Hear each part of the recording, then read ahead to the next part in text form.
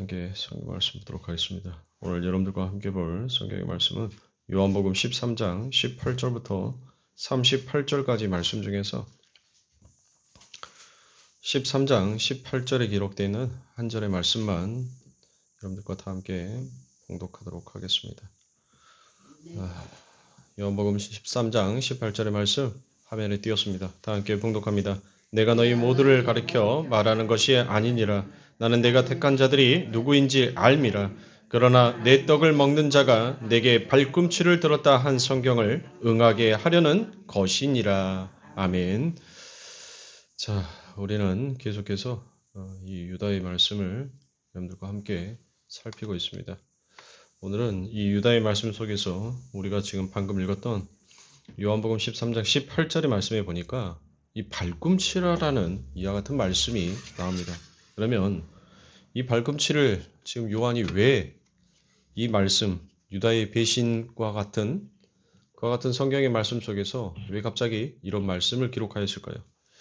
자, 우리는 이 유다의 이야기를 통하여서 바로 그 유다가 우리의 모습을 대표하여 상징으로 담고 있는 사람이었음을 우리는 함께 보았습니다.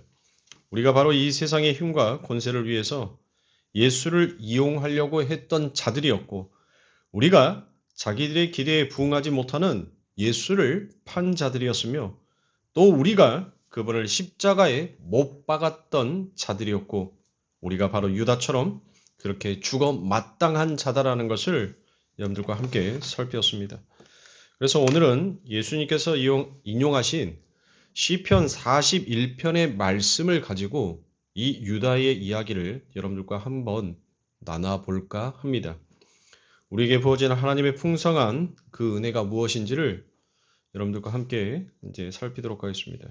방금 여러분들과 오늘 본문 18절의 말씀을 함께 읽었습니다. 유다라는 사람의 존재와 그 역할은 이미 구약에 성경에 기록되어 있다는 것을 우리가 알 수 있었죠. 안 들었어요, 지난 시간? 유다를 지금 계속 몇 주 동안을 하고 있는데 우리가 구약에서 이 유다라는 사람의 존재와 그 역할이 무엇이는지를 우리가 지난 시간에 그 구약의 말씀들을 통해서 제가 여러분들에게 쭉 드렸어요. 혹시라도 기억이 안 나시면 제가 올려놨던 그 영상들을 쭉 보시면 기억이 나실 겁니다. 자, 우리가 읽었던 요한복음 13장 18절의 본문의 말씀입니다. 내가 너희를 다 가리켜 말하는 것이 아니라 내가 나의 택한 자들이 누구인지 알미라. 그러나 내 떡을 먹는 자가 내게 발꿈치를 들었다 한 성경을 응하게 하려는 것이니라 라고 그와 같이 얘기하죠.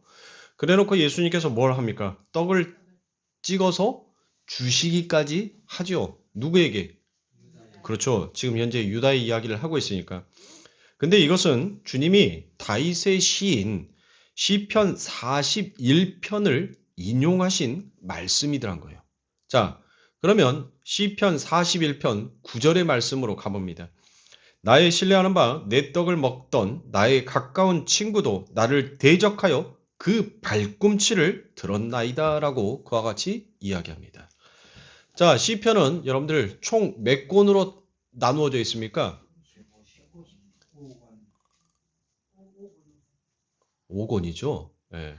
제가 여러분들에게 말씀드리는 것은 150편이 아니라 그 150편이 1권, 2권에서 5권으로 나눠져 있다는 것을 여러분들 아셔야 합니다. 그래서 제1권은 여러분들 어디예요? 시편 제1편부터 시작해서 마지막이 어디예요? 그렇죠. 힌트 다 드렸잖아. 41편 9절의 말씀을 읽었다는 것은 이 1권의 마지막이 바로 41편이다라는 거예요. 그런 것 정도는 여러분들이 알고 계셔야 돼요. 그거는 기본 중에 상기본이야.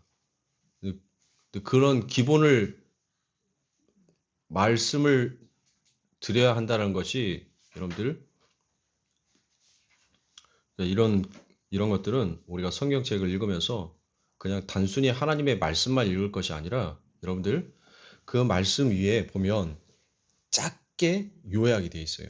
그 연대의 기록이라든지 저자라든지 그리고 이 시편이 누가 기록을 했다든지 그리고 이 시편의 저자의 의도가 무엇인지를 각 성경책마다 아주 조그맣게라도 여러분들 아주 소 성경책이 아닌 이상은 전부 다 그 부분들을 다루고 있어요. 그러니까 단순히 말씀만 읽을 것이 아니라 이 말씀이 언제 기록이 되었고 누가 기록이 되었고 이 말씀은 또 어떤 내용이 담겨져 있는지를 여러분들이 그런 부분들을 읽고 또 말씀을 읽으셔야 돼요. 맨 복 나오는 이야기만 찾아다닐 것이 아니라 성경의 기본적인 그런 부분들은 여러분들 교회가 가르치지 아니하여도 여러분들이 성경을 묵상을 하면서 그거를 머릿속에 담고 있어야 돼요.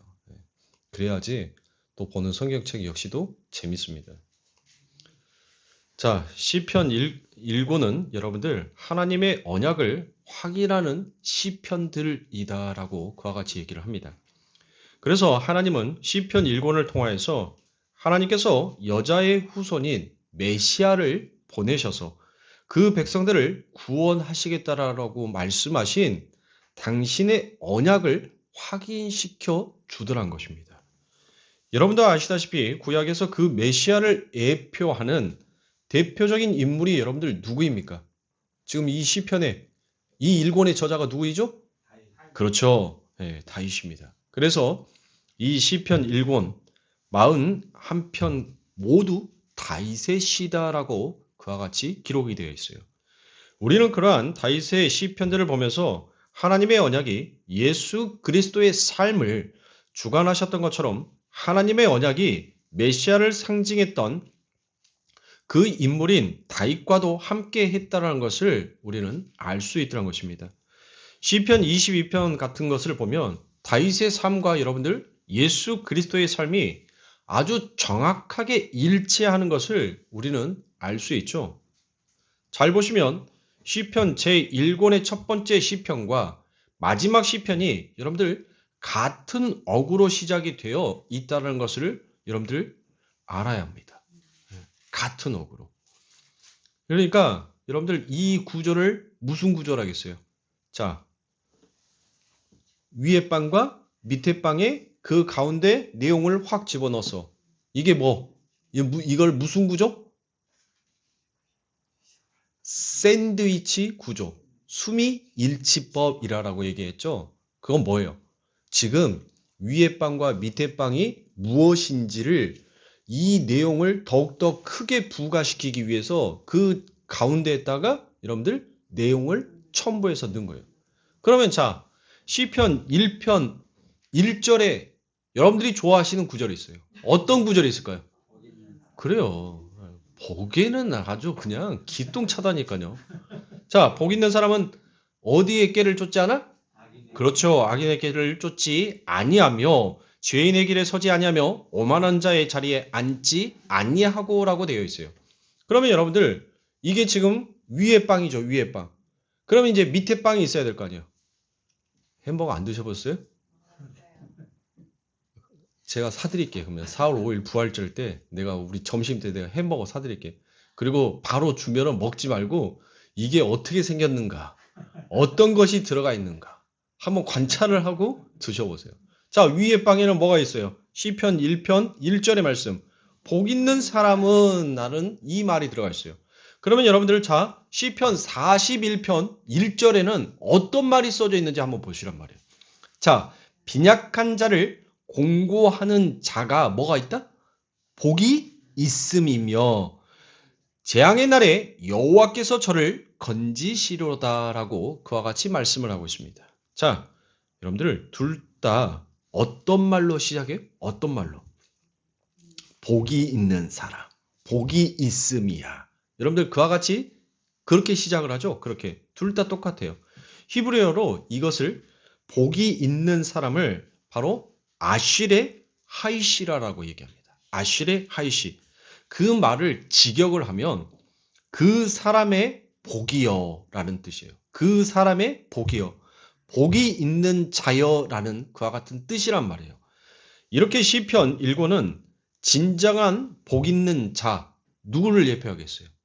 예수 그리스도죠. 네. 예수 그리스도가 참된 승리자로 서게 될 것임을 기록하고 있는 책이라는 거예요. 그리고 그 메시아로부터 복 있는 자인 메시아로부터 또 그 복 있는 자의 지체인 복 있는 자들이 창조가 될 것임을 기록하고 있더란 거예요. 그 복 있는 자로 방불한 복 있는 자들이 복 있는 자에 의해서 창조가 된다는 것이 바로 시편 1권의 주제인 것입니다. 1권의 주제. 그런데 그 참된 승리자가 여러분들 무엇 하더란 거예요? 가까운 친구의 배신으로 곤란을 당하게 되는 내용이 있습니다. 그리고 그러한 친구의 배신으로 순환도 당합니다. 결국 참된 승리자의 자리로 등극을 하게 되더란 거예요. 그래서 1권의 마지막에 친구의 배신이라는 내용이 들어가 있더란 것입니다. 그렇다면 이 시편 41편의 배신자와 그 배신자의 행위를 규명해 보면 오늘 이 유다의 내용이 훨씬 더 여러분들이 이해하기가 쉬워질 것입니다. 그렇게 되면 오늘 본문에서 왜 예수님이 굳이 이 시편 41편의 말씀을 인용하셔서 유다를 묘사하였는지 확실하게 알게 되더란 거예요. 자, 이 시편 41편은 여러분들 다윗이 병상에 누워 있었을 때 기록한 시입니다. 그건 41편을 여러분들이 쭉 읽어보시면 그 시 안에 그와 같은 내용들이 나와요. 그 내용이 다윗이 병상에 있을 때 누군가에게 여러분들 무엇을 당합니까? 배신을 당하는 일이 일어난다는 거예요. 언제죠? 언제? 바로 아들 압살롬에게 배신을 당합니다. 그러니까 이 시는 다윗이 아들 압살롬에게 박해를 받던 시기에 쓴 시이기도 하는 거예요. 압살롬은 다윗이 오랫동안 병상에 누워있는 기회를 인용해서 이스라엘 백성들에게 공정한 재판관으로 자처하면서 이스라엘 국민들의 지지를 얻었고 급기야 다윗의 가장 친한 친구 그중 한 명이 누구입니까? 그 친구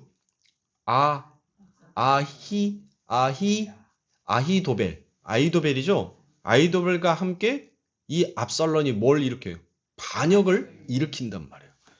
이렇게 다윗이 가장 신뢰하고 사랑했던 그 아들 압살롬과 가장 신뢰했던 친구 아히도벨이 여러분들 결국 배신을 함으로 해서 다윗은 병상에 일어나서 여러분들 어떻게 도망가요? 옷 다 입고 옷 다 차입고 전대에다가 두둑하니 돈도 담고 그렇게 여유롭게 나가죠? 그럼 어떻게 나가죠? 그래요. 그런다니까요. 그 내용이 거기 안에 다 담겨져 있는 거예요. 다 아시는 내용이에요, 여러분들. 다윗은 병상에서 일어나서 신발도 제대로 못 신을 만큼 도망을 가는 그와 같은 신세가 되고 맙니다. 그러나 다윗은 끝까지 아들 압살롬을 여러분들 보호하려고 하더란 거예요. 그 내용은 사무엘 상하에 여러분들이 그 내용들을 읽어보시면 너무나도 잘 나와 있습니다. 그러나 그 아들 압살롬은 결국 누구에게 의해서 살해가 됩니까? 요압에게 의하여서 여러분들 살해가 되갑니다. 근데 요압은 어떤 자였어요, 여러분들? 요압은 다윗의 혀와 같은 자였어요. 다윗의 혀. 그러니까 다윗이 뭔 말만 하면 여러분들 무엇하는 자였어요? 그 즉시 움직였던 자가 바로 요압이었단 말이에요. 결국 다윗에게 큰 해를 가한 그런 아주 위대한 인물이기도 합니다. 그리고 아히도벨은 유다처럼 목을 메어 자살을 합니다. 유다의 이야기와 아주 흡사한 부분들이 많더란 거예요. 그때 다윗이 어떤 행동을 여러분들 취했는지 사무엘하 19장 4절의 말씀에 가니 왕이 얼굴을 가리우고 큰 소리로 부르되 내 아들 압살롬아 압살롬아 내 아들아 하니라고 그와 같이 기록하고 있습니다. 복 있는 자의 상징인 다윗이 이 세상의 복을 쫓아서 자신을 배신한 아들의 이름을 뭐 하고 있어요? 애타게 부르고 있더란 겁니다. 예수와 유다의 모습과 여러분들 똑같은 거예요. 그러나 압살롬과 아히도벨은 유다와 마찬가지로 다윗의 은총을 받을 수 없는 불기의 객과 같은 자들이었었습니다. 그런데 이렇게 자신을 배신한 아들의 이름을 애타게 부르는 또 다른 이가 여러분들 창세기에서도 등장을 하더란 거예요. 제가 방금 몇 장을 읽어드렸어요? 사무엘하 19장 4절의 말씀을 여러분들에게 읽어드렸죠. 자신을 죽이려고 했어요. 자신을 배신했어요. 그런 아들이 죽자 그 아비인 다윗은 그 아들의 이름을 애타게 불렀다니까요. 그런데 이 내용이 창세기에서도 여러분들 누군가가 그렇게 아들의 이름을 애타게 부르고 있더란 겁니다. 어딜까요? 어디에서 나올까요? 아닙니다. 여러분들이 생각하시는 대로. 또 야곱 아닙니다. 누가 있을까요? 어디에서 나올까요? 자, 창세기 3장 9절부터 15절의 말씀에 여러분들 가보시길 바랍니다. 창세기 3장 9절부터 15절의 말씀에 보니 여호와 하나님이 아담을 부르시며 그에게 이르시되 내가 어디 있느냐라고 부릅니다. 내가 어디 있느냐. 바로 이게 다윗이 그 아들의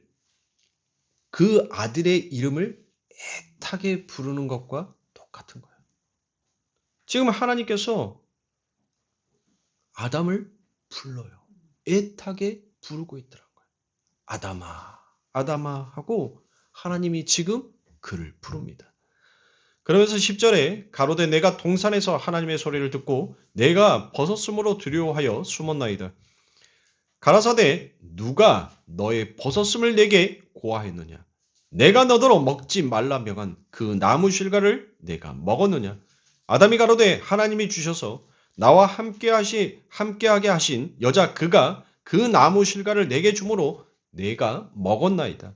여호와 하나님이 여자에게 이르되 내가 어찌하여 이렇게 하였느냐?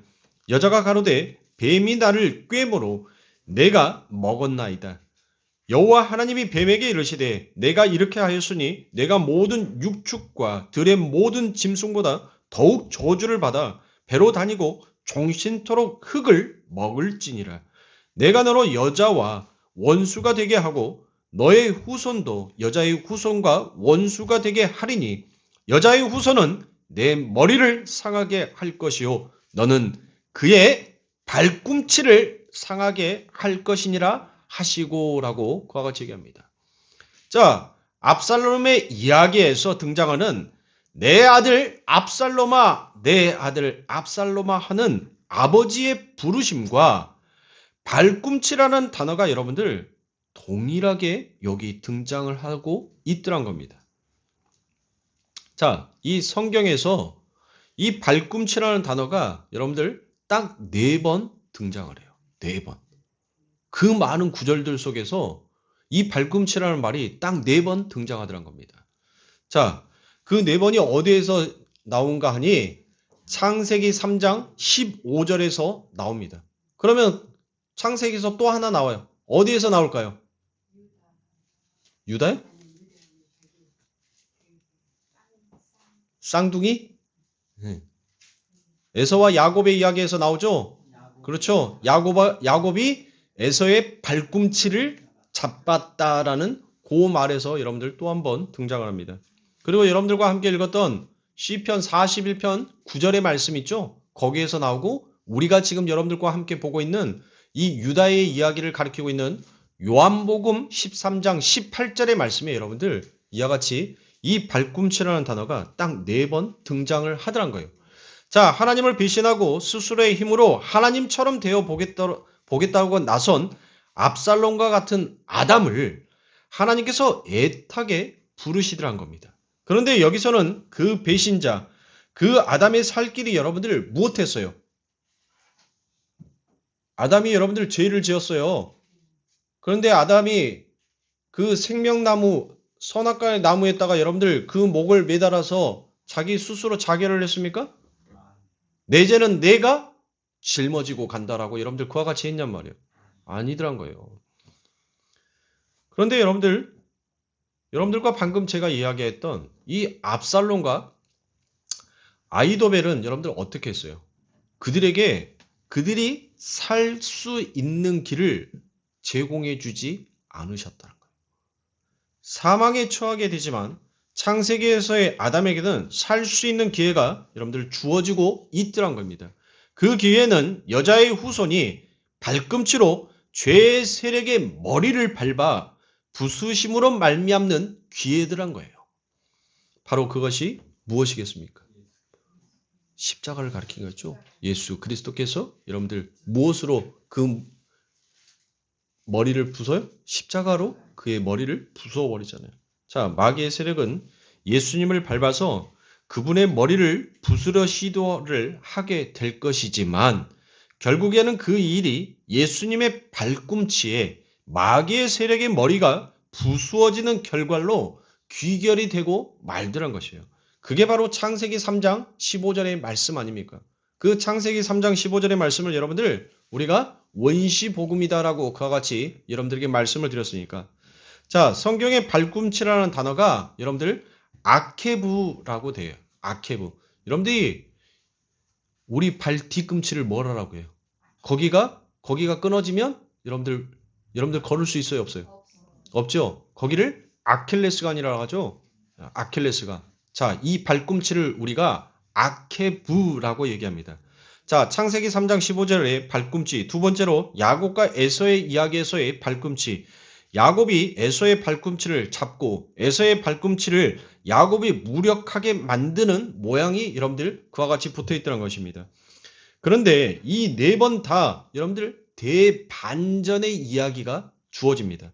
악의 세력은 항상 발꿈치로 하나님의 언약의 후손들을 밟으려 하는 자로 등장을 하고 하나님의 언약의 후손들이 결국 그 악의 세력의 머리를 발꿈치로 밟아 부수는 것으로 결국 결론이 나게끔 되어 있더란 거예요. 그러니까 여러분들 한번 보세요.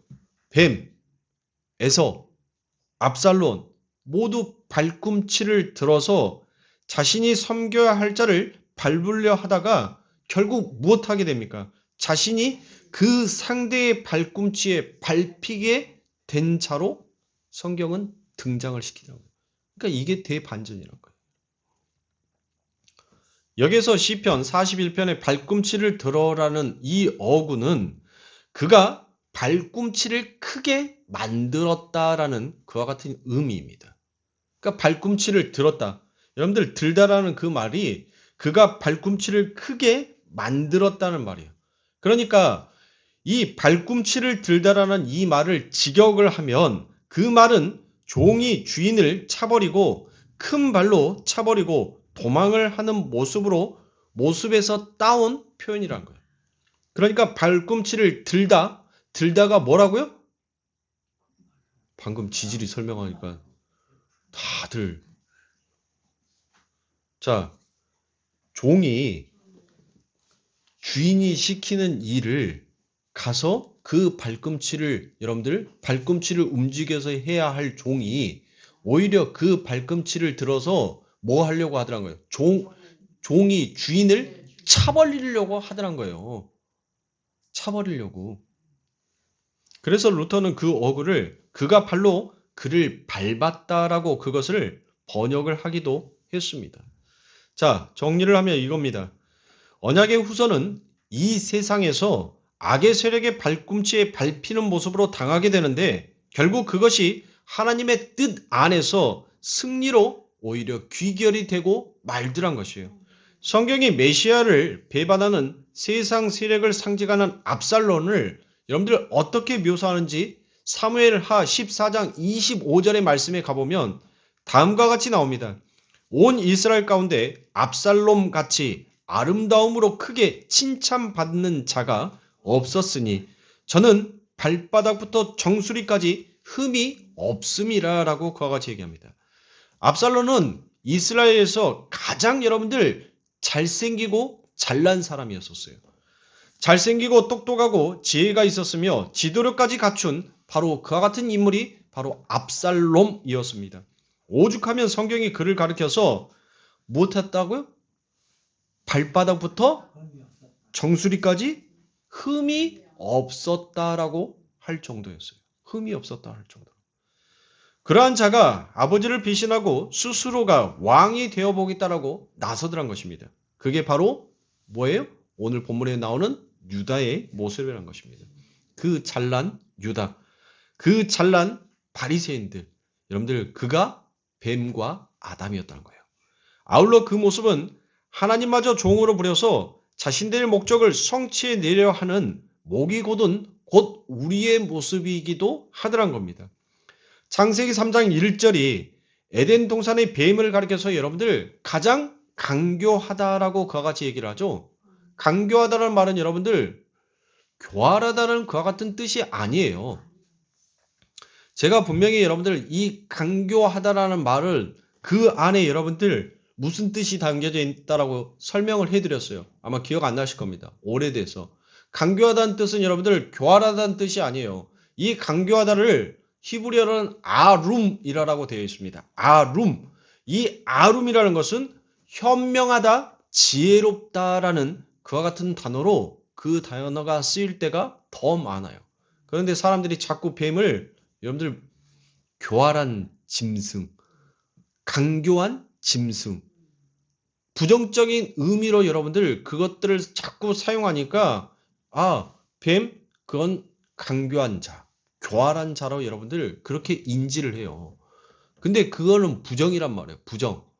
하나님께서 이 세상에 부정을 만들 수 있는 사람이에요? 그걸 생각하시란 말이에요. 왜 인간의 새치의 혀에서 나오는 그 말을 그게 하나님의 말씀인 줄 알고 그걸 믿고 살아가냔 말이에요. 하나님께서 이 세상에 창조한 것 속에서 여러분들 악한 것, 부정적인 게 있냔 말이에요. 있어요? 없다니까요, 여러분들. 하나님이 창조하신 것은 여러분들 전부 다 아름다운 뜻이에요. 긍정의 뜻을 가지고 있단 말이에요. 그러니까 강교하다라고 표현했던 이 안에는 뱀이 가장 현명하고 뱀이 가장 지혜로웠다라는 그 말인 거예요. 하나님께서 그렇게 창조했다니까요. 근데 그걸 우리 인간이 뭐 하는 거예요? 해석을 그렇게 하는 거예요. 뱀 좋아하는 사람 있어요? 없잖아요. 뱀 좋아하는 사람은 그닥 많지 않단 말이에요. 그러니까 뱀은 에덴 동산의 짐승들 중에서 아주 뛰어난 짐승이었더란 것입니다. 그러니까 여러분들 뭘 하는 거예요? 그가 누구한테 찾아가요? 하와에게 찾아가죠? 하와에게. 여러분들 그가 뛰어난 짐승이었어요. 어떤 짐승도 여러분들 그 하와에게 찾아가지 않았단 말이에요. 근데 뱀은 찾아갔어요. 그러니까 하와가 뱀하고 어울렸던 것입니다. 그렇게 뛰어난 하나님 앞에서조차 자신의 잘남을 인정받고 싶어하는 그들이 아버지의 머리를 밟아보겠다라고 나선 자들이란 것이에요. 그러나 결국 그 전쟁은 누구의 전쟁이 여러분들 끝납니까? 아버지의 승리로 끝이 나고 그 배신자들은 처참한 결국을 맞이하게 되더란 것이에요. 그 말씀이 여러분들 어디에 기록되어 있어요? 그게 바로 요한계시록입니다. 그러니까 하나님을 대적하는 자, 하나님을 대적하는 자들의 끝까지 하나님의 말씀 앞에 무릎 꿇지 않고 하나님의 말씀 앞에 청종하지 아니하는 자들의 그 최후의 모습, 어떻게 해서든 내가 저 왕자를 한번 압살롬처럼 쟁취해 보겠다라고 나서는 그들의 최후가 어떻게 되는지를 여러분들 그걸 하나님께서 기록하여 놓고 있는 거예요. 그러니까 요한계시록을 여러분들 우리가 그 책을 보면서 뭐 해야 돼요? 하나님의 은혜 앞에 넙죽 엎드려야지 여전히 하나님 내가 무엇인가를 해보겠습니다라고 나가는 자들의 그 최후의 끝이 어떤 것인지를 기록했는데 그게 무엇인지를 모르고 가면 여러분들 어디 가는 거예요? 그래요. 죽 써서 개 주는 거랑 똑같은 거라니까요. 세상에서 제일 불쌍한 자야.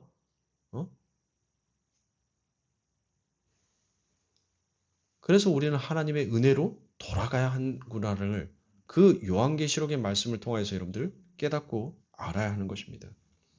그렇게 인간들은 하나님 앞에서 강한 자로 서려 하면 여러분들 절대 아니 된다는 거예요.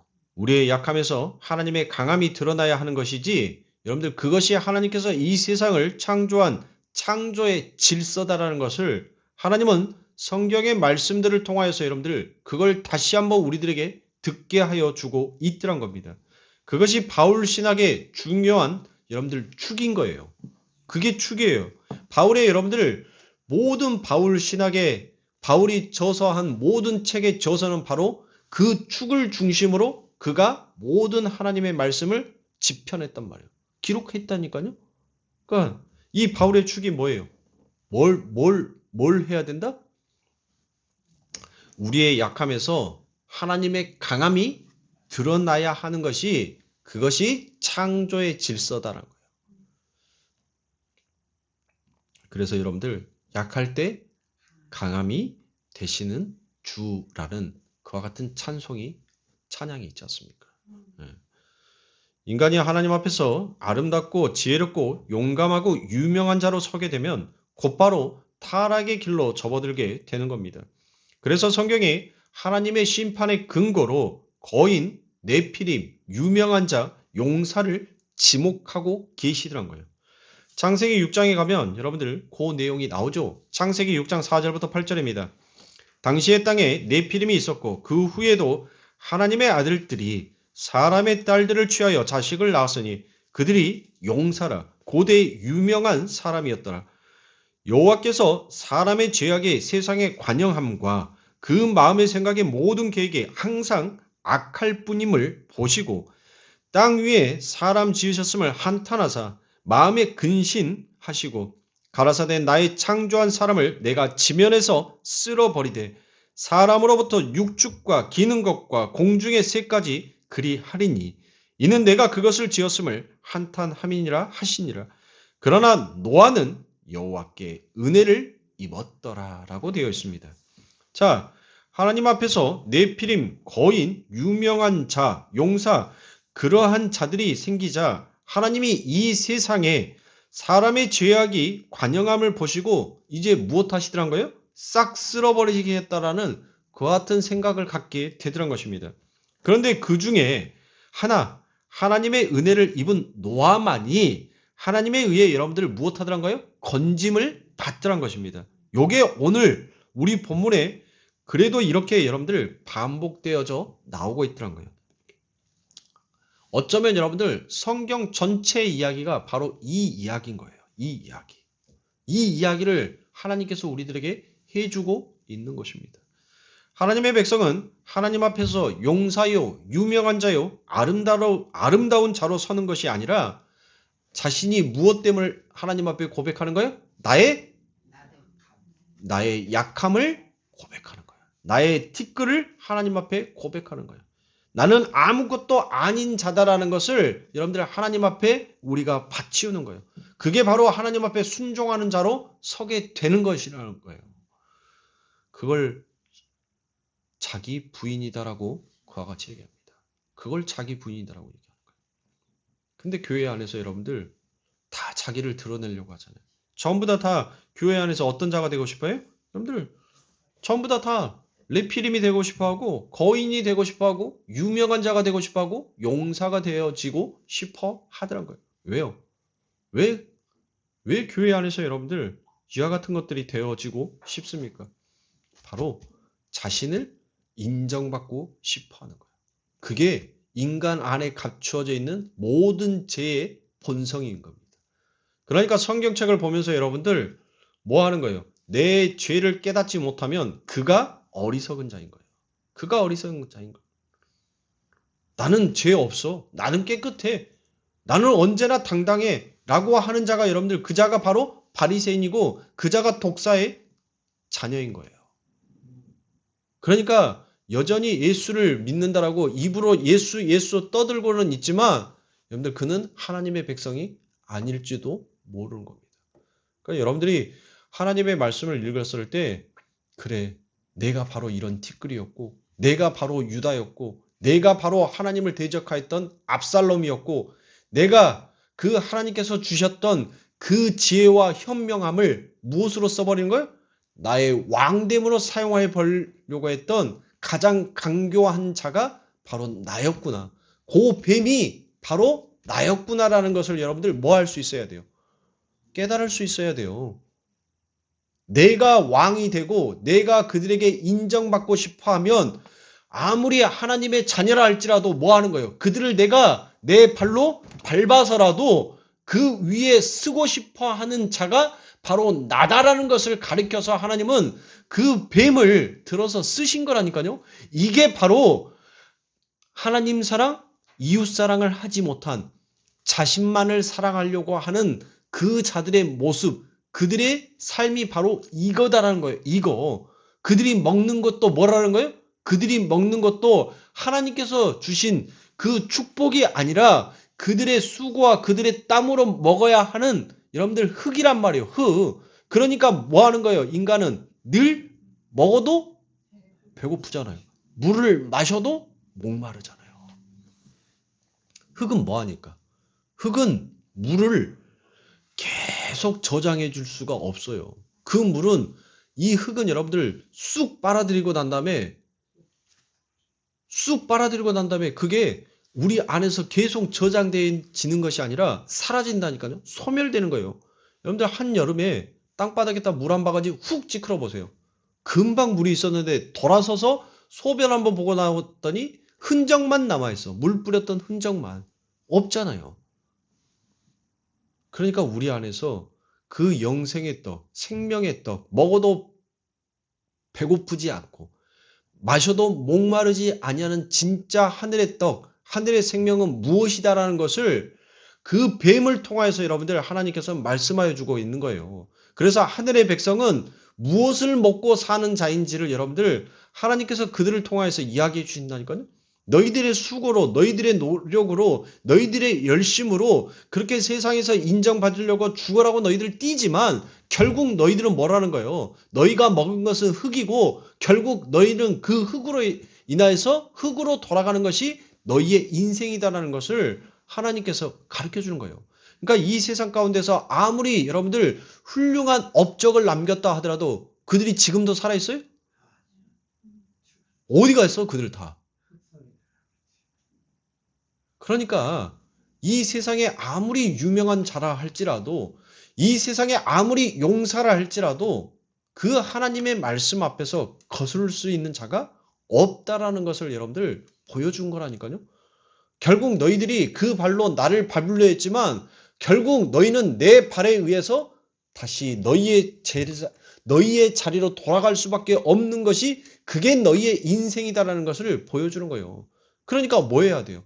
이 땅에서 우리가 하나님의 백성 안에서 여러분들 남들 앞에 네피림으로, 거인으로, 용사로, 유명한 자로 우리의 자신을 자꾸 인정받고 세우려고 하면 그게 바로 하나님을 대적하는 거예요. 내가 너보다 낫다라는 생각을 하면 뭐 하는 거예요? 그 형제 앞에서 자랑할 것이 없는 거예요. 당신이 더 잘났는데 그 잘난 사람 앞에서 뭘 자랑하겠냔 말이에요. 그래서 예수님께서도 뭘 이야기해요? 네 눈에 뭐 보고 형제 눈에 뭐 본질 알아. 네 이빨에 고춧가루나 좀 띄고 형제 이빨에 시금치 꼈다라고 얘기해. 그거와 똑같은 거라니까요. 그러니까 내 주제를 알면 뭐 하는 거예요? 내가 내 입에 고춧가루가 많이 꼈다는 것을 알면 거기다가 히하고 여러분들 웃겠냔 말이에요. 이빨 다 보이면서 웃겠어요? 오히려 자신의 부끄러움이 꼈다라는 것을 알면 뭐 하는 거예요? 자신의 치부를, 자신의 부끄러움을 감출 거 아닙니까? 그게 말씀을 아는 자라는 거예요. 그게. 하나님의 백성은 하나님 앞에서 용사요, 유명한 자요, 아름다운 자로 서는 것이 아니라 바로 티끌이었었음을 여러분들 하나님 앞에 고백해야 하는 자가 바로 성도다라는 것입니다. 그런데 유대인들이 여러분들 어떻게 했습니까? 하나님 앞에서. 그들이 바로 용사인 척 했습니다. 내가 율법을 다 지켰다라고 넋으레를 그들이 떨었지 않습니까? 그러니까 우리의 소원대로 이 땅에서의 다윗의 왕국을 회복시켜 주라라고 여러분들 하나님 앞에 억지를 부리고 있더란 겁니다.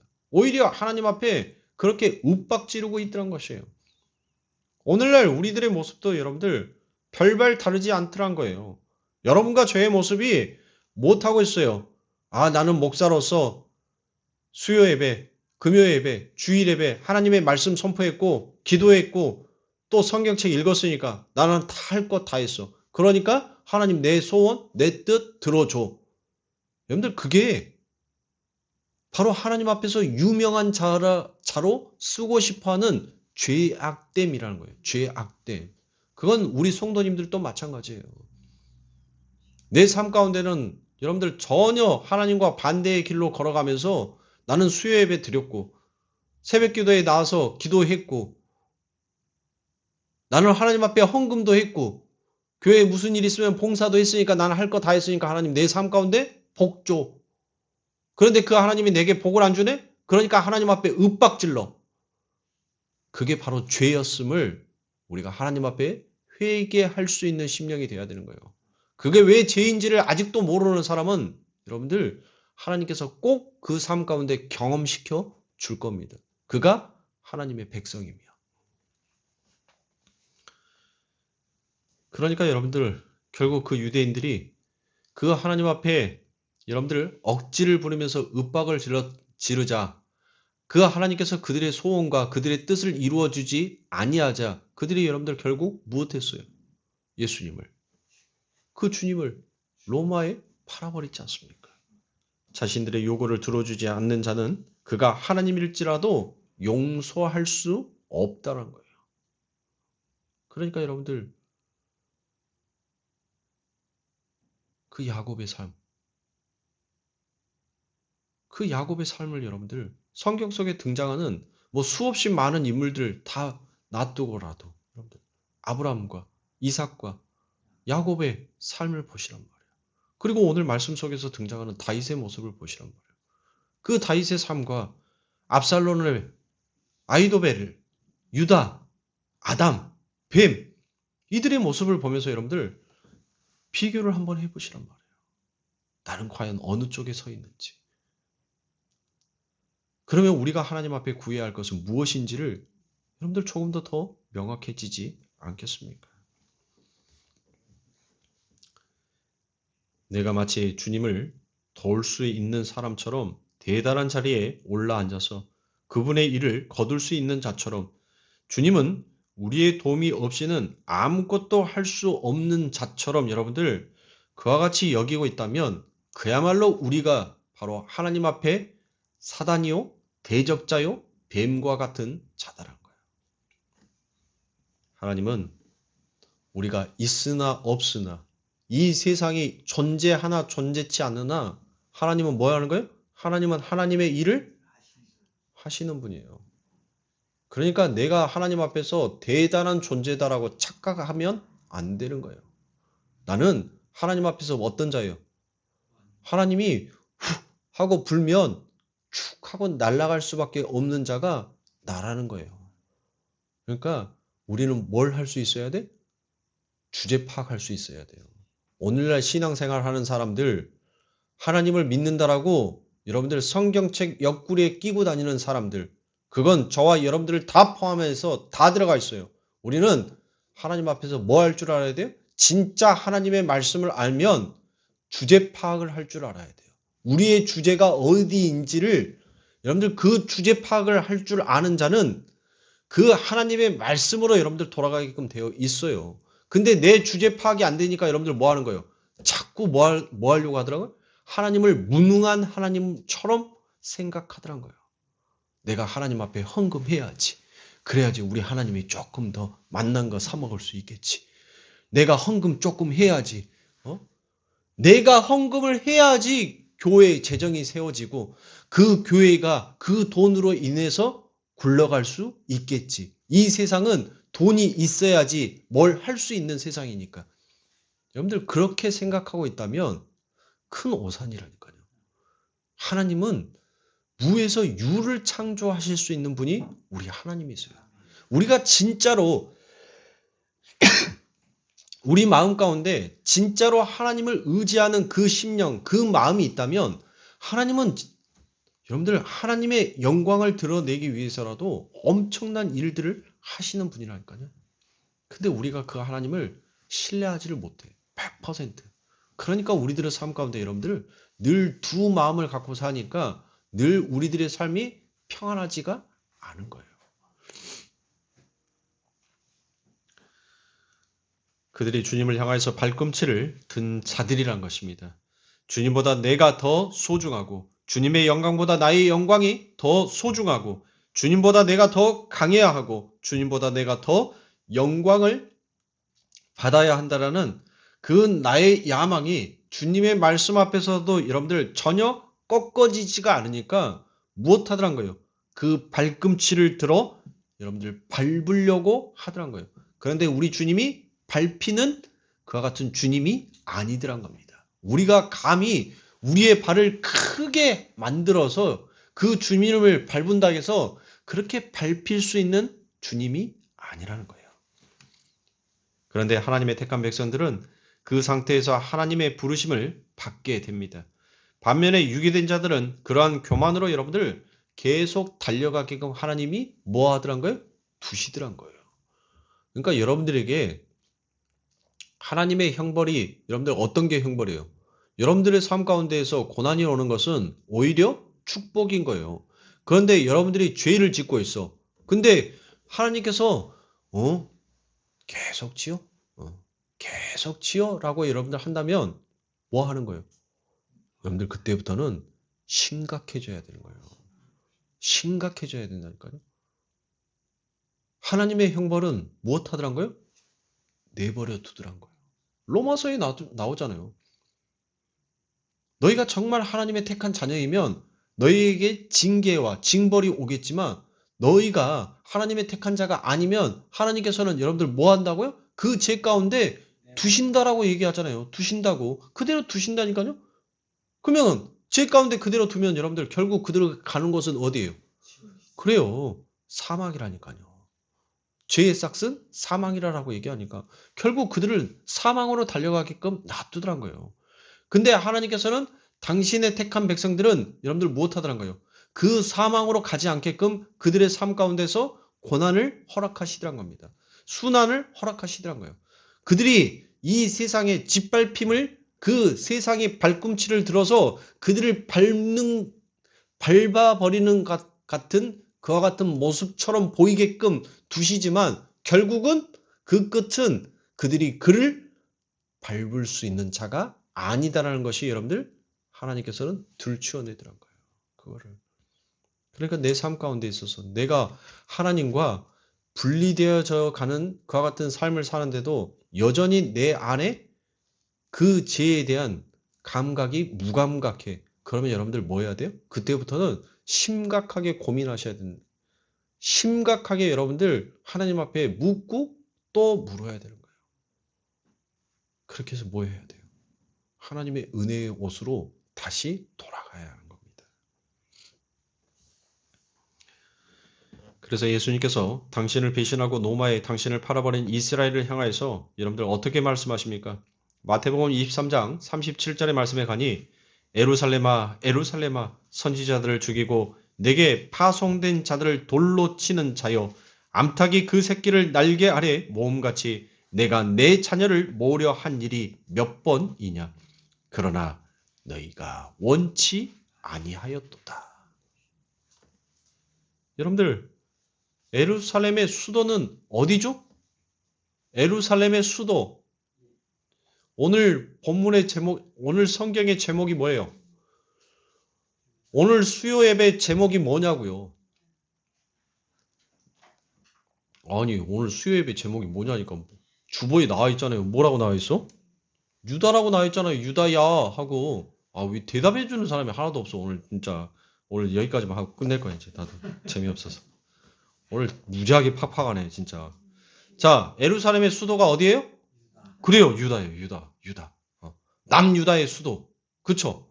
예루살렘이 남유다에 여러분들 뭐가 있었으니까. 예루살렘을 여러분들 예루살렘에는 뭐가 있어? 예루살렘 안에는 뭐가 있을까요? 성전이 있잖아요. 성전. 그쵸? 네.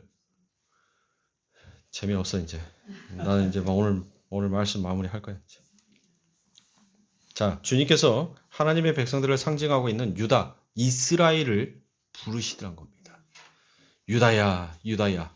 에루살렘아, 에루살렘아. 압살롬아, 압살롬아. 아담아, 아담아. 여러분들 전부 다 똑같은 부르심 있죠? 그렇죠? 그런데 그들이 여러분들 무엇 하더란가요? 알아듣지 못하자 십자가라는 비장의 무기로 그들을 살려내시고 말더란 거예요. 이 은혜를 아냔 말이에요. 이 은혜를. 하나님이 우리를 지금 뭐 하고 있어요? 애타게 부르고 있단 말이에요. 여기에 여러분들의 이름을 넣으시란 말이에요. 유다야, 유다야, 에루살렘아, 에루살렘아, 압살롬아, 압살롬아, 아담아, 아담아. 이렇게 우리는 그 하나님 앞에 대적자로 우리의 발꿈치를 들어서 그 하나님을 밟으려 했던 그와 같은 못된 짓을 하고 있었던 우리의 죄를 하나님은 오히려 사랑으로서 그 자녀를 부르고 계시더란 거예요. 애타게 부르고 계시더란 거예요. 그러면서 그들을 살려내기 위해서 이제 하나님께서는 뭐? 당신이 가지고 있었던 그 비장의 무기, 마지막 그 무기가 바로 뭐였어요? 그 십자가로 당신이 친히 그 위에 희생양이 되므로 그 당신의 택한, 당신의 이름이 불리워지는 그 모든 자들 위에, 그 머리 위에 기름을 부었다는 것은 그 예수 그리스도의 피를 그들에게 발랐다는 거예요. 그래서 뭐 하는 거예요? 그들이 살아났다는 거예요. 그러니까 제발 좀 오늘날 우리 이 기독교인이라고 하는 자들 주제 파악 좀 하고 살잔 말이에요. 내가 헌금해서, 내가 유명한 자에서, 내가 인기가 있어서 천만의 말씀이란 말이에요. 이 세상에 얻어지는 것 같고 여러분들 하나님 앞에 나는 선택받은 자야, 복받은 자야 그런 말들 하지 말란 말이에요. 하나님의 은혜가 무엇인지를 알면 여러분들 개털이 되더라도 뭐 하는 거예요? 감사할 수 있는 거예요. 네 삶은 왜 그렇게 진짜 저주받은 인생 같아? 어디서 그딴 말을 하고 있냔 말이에요. 썩어 없어지고 불타 없어질 형질의 거, 그 가짜는 것 몇 개 가지고 있다고, 그 가짜는 것 때문에 몇 개 이루어졌다고. 여러분들 그게 안 이루어진 자를 왜 그렇게 가감없이 지탄하냔 말이에요. 어? 그러니까 뭐 하는 거야? 주제 파악을 못하고 있으니까 하나님께서 어떤 사람이 그래요. 어떤 사람이 기도하는 족족 그 기도가 다 이루어져. 기도가 다 이루어져. 근데 어떤 사람은 죽어라고 기도를 하고 있는데 기도가 하나도 안 이루어져. 그러니까 기도해서 잘 이루어지는 사람이 기도해도 안 이루어지는 사람에게 뭐 하는 거예요? 죽을 정도로 기도해봐. 네가 살만하니까 네한테서 하나님께서 역사를 안 하지. 네가 죽을 심정으로 기도해봐. 그러면 하나님께서 안 들어주겠어? 여러분들 이러고 있어요. 이러고 있다니까? 하나님께서 그 사람 가운데 그 기도한 것을 이루어졌었을 때는 여러분들 뭐 하는 거예요? 그 기도를 통하여서 네가 얼마나 흔들릴 수 있는 연약한 믿음을 갖고 있는 자인지를 하나님은 그 기도를 통하여서 들추어내고 있는데 오히려 뭐 하고 있더란 거예요? 지가 네피림이 돼 있고 거인이 돼 있고 유명한 자들이 돼 있고 용사가 돼 있어서 그렇게 못하는 자들을 뭐 하고 있어요? 질타하고 있더란 거예요. 그러니까 하나님이 봤었을 때는 여러분들 뭐예요? 강교하다는 게 아니요? 강교하다. 그 말을 쓰는 거예요. 그러면 강교한 자가 누구예요? 성경에는. 뱀이잖아요. 뱀. 뱀을 요한계시록에서 뭐라고 얘기해요? 사단이라고 하잖아요. 사다니스. 사단을 여러분들 제가 또 뭐라고 했죠? 그를 대적자라고 했죠? 내가 주제 파악을 하면 내 형제가 그렇게 기도하는 모습을 보면서 뭐 하는 거예요? 하나님, 이게 복인지 은혜인지 하나님 나는 모르겠지만 내게 주셨던 이 은혜를 저렇게 눈물로 기도하는 저 형제에게 하나님 내가 가지고 있는 것을 나눠줄 수만 있다면 내게 그런 능력이 있어서 저 형제의 안타까움에 나눠줄 수만 있다면 하나님 이걸 주고 싶어요. 근데 뭐 하는 거예요? 지 거는 절대 주기 싫어. 지는 지고 싶고 입으로만 주구장창 떠들어. 왜 나는 그렇게 못하고 있어? 웃기고 자빠졌네. 하나님께서 만약에 여러분들 욥처럼 훅 걷어가 버리면 정말 그때도 그런 말 할 수 있을까요? 그들의 삶 가운데서 진짜 하나님께서 욥처럼 그들의 모든 것들을 훅 뺏어갔었을 때 그래도 그 말이 과연 그들의 삶 가운데서 나 하나님 좋아라는 그 말이 나올까요? 천만의 말씀이에요. 흔들리고 부서지고 기도가 안 이루어졌을 때 날마다 하나님 은혜 아니면 나는 살 수 없습니다라고 고백한 그는 뭐 하는 거예요? 여기에서 더 털린다 하더라도 그의 마음은 변하지 않아요. 요동하지 않는다니까요. 오히려 그가 더 단단한 반석 위에 서 있어. 그러니까 교회 안에서 그 어줍지 않는 신앙 가지고 그 간교한 신앙 가지고 여러분들 남 판단하려고 하면 돼요, 안 돼요? 안 되는 거예요. 그러니까 오늘날 얼마나 썩어 빠진 기독교인들이 얼마나 많은지 자기들 주제 파악을 못하고 있으니까 여러분들 자꾸 그런 말만 하는 거예요. 그자가 내 형제를 판 자예요. 요셉을 판 것처럼 시기와 질투로 뭐 하는 거예요? 요셉을 판 자같이 위해 주는 척하지만 그 마음 안에는 시기와 질투, 분쟁이 가득하기에 파는 자와 똑같은 거라니까요. 근데 내 모습을 보란 말이에요. 내가 지금 내 형제를 가리켜서 나는 그렇게 하고 있지 않는가? 나를 보란 말이에요. 내 주제 파악이 되면 뭐 하는 거예요? 하나님, 내가 감히 누구를? 하나님, 내가 감히 하나님 앞에 무슨 말을? 그저 나는 죄인이로소이다. 이 고백 외에는 우리가 이 땅에서 하나님 앞에 올려드릴 수 있는 진짜 아름다운 기도가 뭐가 있겠냔 말이에요. 어떤 기도가 있겠냔 말이에요, 여러분들. 아니, 나를 생명 살려주신 그 은혜보다 더 큰 게 있어요? 나는 오늘 내일 하고 있는데, 근데 하나님의 생명이 내게 들어와서 나를 살려줬어. 그것보다 더 큰 은혜 있냐고요. 아무것도 없어요, 여러분들. 근데 그걸 모르더란 거예요. 그러니 우리 성도님들은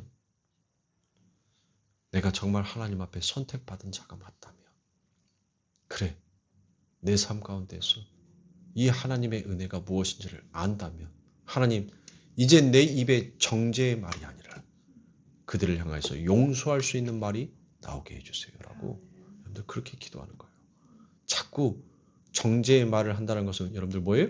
내가 내 죄를 내가 짊어지고 가겠다는 것과 내 스스로 내 죄는 내가 짊어지고 내가 해결할 수 있어. 그게 바로 유다인 거예요. 그러지 마시고 하나님 앞에 온전히 맡기실 수 있는 우리 성도님들이 되시길 바랍니다. 다음 시간에 여러분들과 이어서 주님께서 시편 41편의 이야기를 인용한 거고, 그 시편의 이야기는 바로 창세기 3장 15절의 말씀을 인용하다는 것을 가지고 여러분들과 계속 은혜를 나누도록 하겠습니다. 그러니 여러분들 시편의 말씀을 좀 읽으시고 창세기의 말씀도 여러분들 읽으시고, 그리고 시간이 허락하시면 사무엘상, 사무엘하의 말씀도 읽어보시면 훨씬 더 여러분들 말씀이 듣기가 편하실 거예요. 여러분들 성경 많이 읽으려고 하지 마요. 구약 2장, 신약 2장이면 1년이면 여러분들 구약 2장, 신약 2장 그렇게 하루에 2장씩 그렇게 읽으면 1년이면 일독한다니까요. 근데 뭘 대단한 계획을 갖고 있어. 에? 뭐 하나 시작하면 진득하니 해야지. 진득하니 가지도 못하면서 막 세우기는 엄청나게 세워. 그렇게 하지 마시라니까요, 여러분들. 신약 2장, 구약 2장만 읽어. 그러면 1년이면 일독하는 거예요. 그러면 여러분들이 앞으로 하나님 나라 가는데 30년 남았어. 그러면 30년 동안 몇 독 하고 가? 30독 하고 가는 거예요. 30번 성경 읽고 가는 거라니까요. 뭘 그렇게 욕심들을 내요. 할 수 있는 범위 안에서 하시라니까요. 그럼 많이 읽어올 필요도 없어. 창세기 3장 15절, 시편 41편의 말씀, 사무엘상, 사무엘하. 일주일 동안 여러분들 그거 못 읽어갖고 오시겠어? 읽을 수 있단 말이에요. 그러니까 좀 읽으세요. 다음부터는 내가 내년부터는 이제 검사를 좀 해야 되겠어. 구약 2장, 신약 2장 그렇게 읽으시고 왔다라는 것을 검사를 해야 되겠어. 뭐 각자 어디를 읽었는지를 그걸 리스트를 좀 체크해 가지고 제출하는 것으로 하나님 앞에 제출을 하는데 설마 안 읽었는데 읽었다라고 체크해서 내는 사람은 없겠죠. 또 있을 수도 있어. 하나님의 말씀에 창세기 6장에 가니까 우리는 어려서부터 어디가 악해? 그래요. 또 그렇게 그냥 체크해서 할 사람도 있을 수도 있지만 양심에 화인 맞지 않는 이상 여러분들 제발 좀 성경을 그렇게 읽으시란 말이에요. 읽어야지 그래야지 여러분들 설교 시간이 재밌어져요. 내가 여러분들에게 자꾸 질문하는 것은 여러분들을 윽박주기 위해서가 아니에요. 면박을 당해야지, 부끄러움을 당해야지 그게 여러분들의 머릿속에 심어지는 거예요. 내가 세상의 것들을 여러분들에게 이야기하면서 세상의 것들을 심으려고 했다면 제가 나쁜 사람이지만, 제가 못된 놈이지만 하나님의 생명의 말씀이잖아요. 이 말씀들이 결국은 다 연결되는 말씀이에요. 어떤 말씀만 중요한 말씀이 아니라니까요.